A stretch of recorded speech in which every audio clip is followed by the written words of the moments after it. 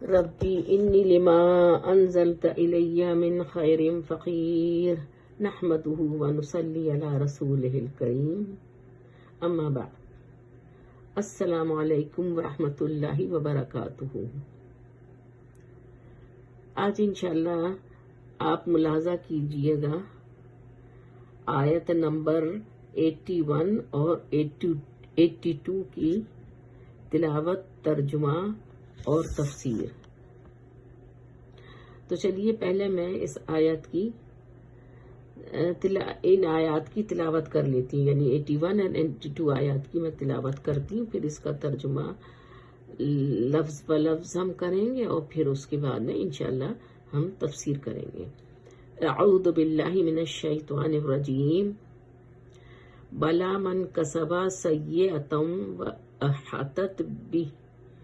وأحاطت به خطیئته فأولئک اصحاب النار هم فیہا خالدون والذین آمنوا وعملوا الصالحات اولئک اصحاب الجنہ هم فیہا خالدون۔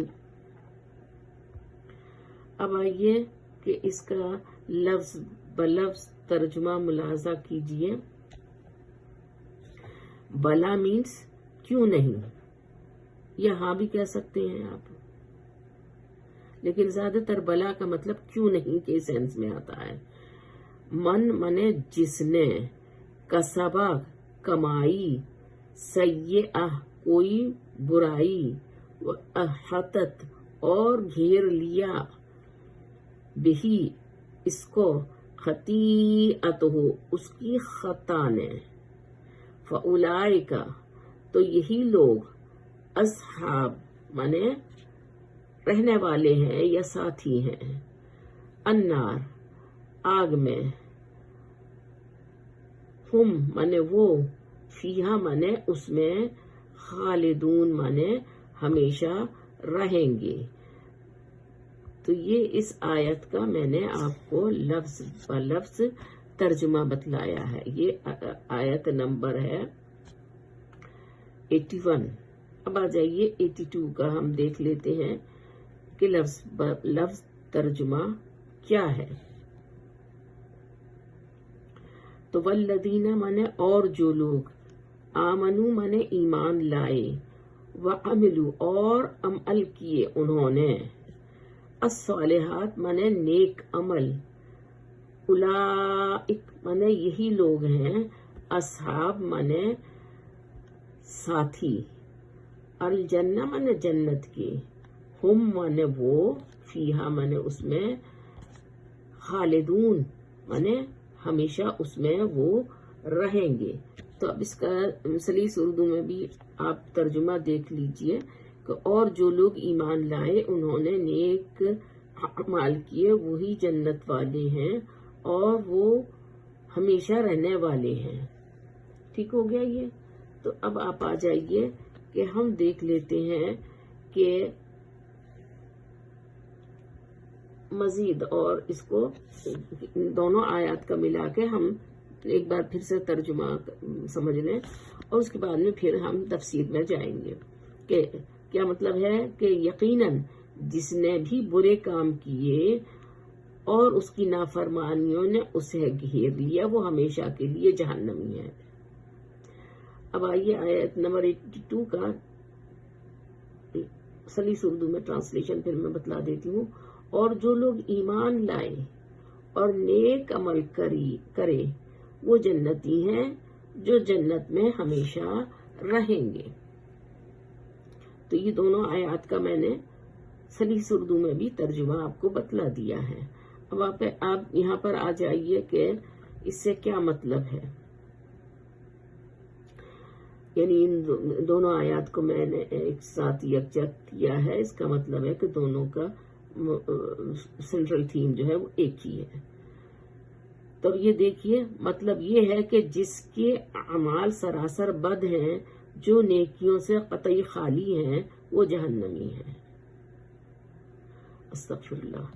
اور جو شخص اللہ اور اور رسول اللہ صلی اللہ علیہ وسلم پر ایمان لایا اور سنت کے مطابق قرآن اور سنت کے مطابق اس نے عمل کیا، وہ جنتی ہے.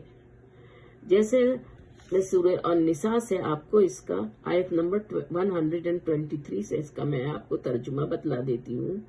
یعنی نہ تو تمہارے منصوبے چل سکیں گے اور نہ اہل کتاب کے. ٹھیک ہے. ہر برائی کرنے والا اپنی برائی کا بدلہ پائے گا، یعنی کہ جو بھی جیسا عمل کرے گا اس کو اس کا بدلہ دیا جائے گا. اچھا عمل ہوگا تو اچھا اور برا عمل ہوگا تو برا. اور ہر بھلائی کرنے والا اپنی بھلائی کا اجر پائے گا، اس کو اس کی بھلائی کا صلہ دیا جائے گا. اپنی نیکاری کا پورا اس کو بدلہ ملے گا، مگر برے کا کوئی بھی مددگار یا جس کو کہتے ہیں کہ ساتھی نہ ہوگا. کسی مرد کا، عورت کا، بھلے آدمی کا کوئی عمل برباد نہ ہوگا. یعنی کہ اللہ سبحانہ و تعالی کے نزدیک کسی شخص کا بھی کوئی عمل، چاہے وہ مرد ہو یا عورت ہو، امیر ہو یا غریب ہو، اونچے مرتبے والا ہو یا نیچے مرتبے والا ہو، کسی کا کوئی عمل برباد ہرگز نہ ہوگا اور اس کو اس کے عمل کا قطعی طور پر بدلہ دیا جائے گا. سیدنا ابن عباس رضی اللہ عنہ فرماتے ہیں کہ یہاں برائی سے مراد کفر ہے. یہ ایک اور روایت میں ہے کہ اس سے مراد شرک ہے. ٹھیک ہے نا. تو یعنی کہ ایک روایت میں دیا ہوا ہے کہ یہ کفر ہے. کفر کہتے ہیں کہ جو اللہ کو تو مانے لیکن اس کے ساتھ میں دوسرے کچھ کفریات بھی شامل کر لی. اور ایک دوسری روایت میں ہے کہ اس سے مراد شرک ہے، یعنی کہ قطعی وہ اللہ کے ساتھ اللہ کو نہ مانے اور کسی اور کو اس کے ساتھ میں شریک کرے، وہ شرک کرتا ہے. یہ تفسیر ہے ابن ابی حاتم سے اور اس کا نمبر ہے 252/1 اور یہ ضعیف ہے. اچھا اب آگے آ جائیے.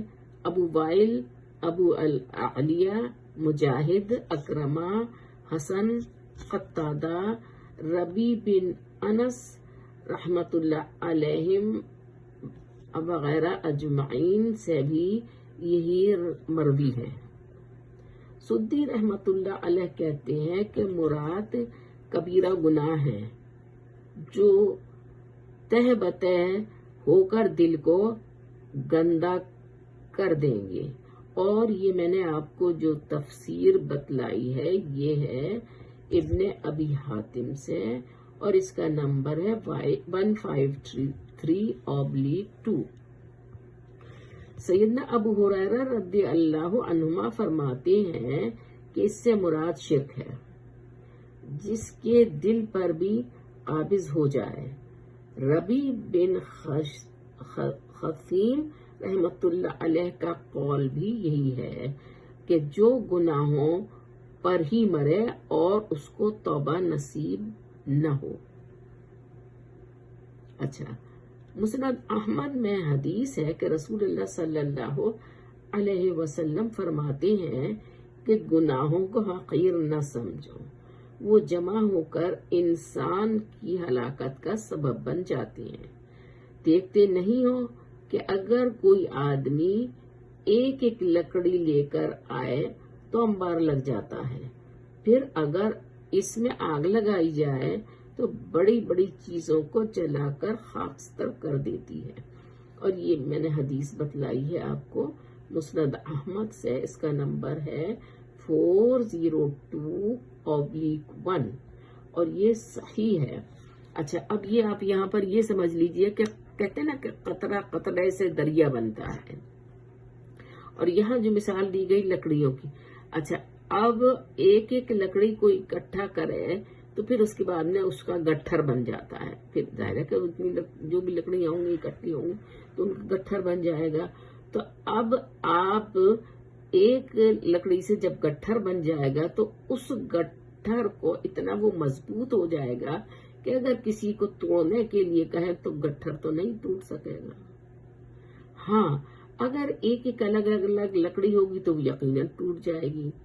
اسی طریقے سے ہمارے گناہ ہیں کہ اگر اللہ تعالیٰ ہمیں محفوظ رکھے، اگر ہم نے گناہ کیے ہیں یا کسی نے بھی گناہ کیے ہیں تو وہ گناہ اگر ہم ایک ہی گناہ یا جو بھی گناہ یا جو بھی غلطی ہم سے ہوئی ہے یا اگر نہیں بھی ہوئی ہے اور ہمیں اس کا احساس ہے کہ ہم اپنی اللہ سے خطاؤں کی معافی مانگیں اور معافی مانگ لیتے ہیں تو وہ گناہ ہمارا جو ہے وہ اریز ہو جاتا ہے. اور اگر ہم گناہ پر گناہ کیے چلے جائیں اور بالکل مائنڈ ہی نہیں کریں کہ ہم نے کیا کیا ہے تو اس جگہ پر آ کے ہمارے گناہ جو ہے اس قدر اتنے ہو جاتے ہیں کہ وہ بے شک کہ وہ چھوٹے گناہ یعنی کہ صغیرہ گناہ بھی ہوں لیکن وہ صغیرہ گناہ مل کر کبیرہ بن جائیں گے، اتنے اکٹھے ہو جائیں گے، پھر ان کا مٹنا جو ہے وہ مشکل ہو جائے گا اور وہ ہمارے لیے ہلاکت کا سبب بنائیں گے. لہٰذا کوشش یہ کرنا چاہیے کہ زیادہ سے زیادہ استغفار کریں، اپنا خود احاطہ کریں اور یہ کوشش کریں کہ کوئی گناہ نہ ہو، اور اگر ہو جائے تو اس سے اللہ سے توبہ کریں اور آئندہ نہ گناہ کرنے کا، جو کہ توبہ کا طریقہ ہے یعنی توبۃ النصوحہ، آئندہ نہ گناہ کرنے کا وعدہ بھی اللہ سے کریں اور اس پر قائم رہیں. اب آگے آپ دیکھیے کہ پھر ایمانداروں کا حال بھی بیان ہوا ہے، یعنی کہ دوسری آیت میں ایمانداروں کا حال بیان کیا گیا ہے کہ جو تم جیسا عمل کرو گے ویسا ہی تم اس کا بدلہ پاؤ گے. اگر تم نیک عمل کرتے ہو تو تمہیں نیک اس کا بدلہ ملے گا، اور اگر تم بد عمل کرو گے تو اس کا تمہیں بدلہ دیا جائے گا اور تمہیں ہمیشہ کی لازوال نعمتیں اور عذاب جس طرح کا بھی تمہارا عمل ہوگا تم کو دیا جائے گا. تو یہ اب آپ سمجھ لیجئے کہ جو بھی جو عمل کرے گا اس کو اس کا بدلہ دیا جائے گا. اور یہاں ان آیات میں صحیح معنوں میں اگر دیکھا جائے تو یہود کے اس نظریے کی تردید ہے کہ ہم ہر حال میں آخر جنت ہی میں رہیں گے، یعنی ہم کو جنت ہی ملے گی خواہ ہم نبی کریم صلی اللہ علیہ وسلم پر ایمان لائیں یا نہ لائیں. چنانچہ بتایا گیا کہ جس نے بڑی برائی کا ارتکاب کیا یعنی رسول اللہ صلی اللہ علیہ وسلم پر ایمان لانے سے انکار کر دیا اور اسے اس کے گناہوں نے گھیر لیا کہ اس کی کوئی پھر نیکی باقی نہ رہی تو یہ ابدی جہنمی ہے. مراد اس سے یہود اور دوسرے کفار ہیں کیونکہ کفری ایسا گناہ ہے جو تمام نیکیوں کو برباد کر دیتا ہے، جیسا کہ سورہ الفرقان کی آیت میں دیا ہوا ہے کہ اور ہم اس کا ترجمہ میں آپ کو بتلا دیتی ہوں، اور ہم اس کی طرف آئیں گے جو انہوں نے کوئی بھی عمل کیا ہوگا تو اسے بکھرا ہوا غبار بنا دیں گے. اس آیت سے ثابت ہے کہ گناہ گار کا معاملہ اللہ کے سپرد ہے، وہ چاہے گا تو اپنے فضل و کرم سے اس کے گناہوں کو معاف فرما دے اور چاہے تو اپنی شفاعت سے یا اپنی خاص رحمت سے جہنم سے نکال دے. لہذا یہ آیت یہود کے بارے میں نازل ہوئی ہے اور ابن عباس رضی اللہ عنہما نے فرمایا کہ بلا من کسبا سیئہ یہود کو خطاب ہے جس نے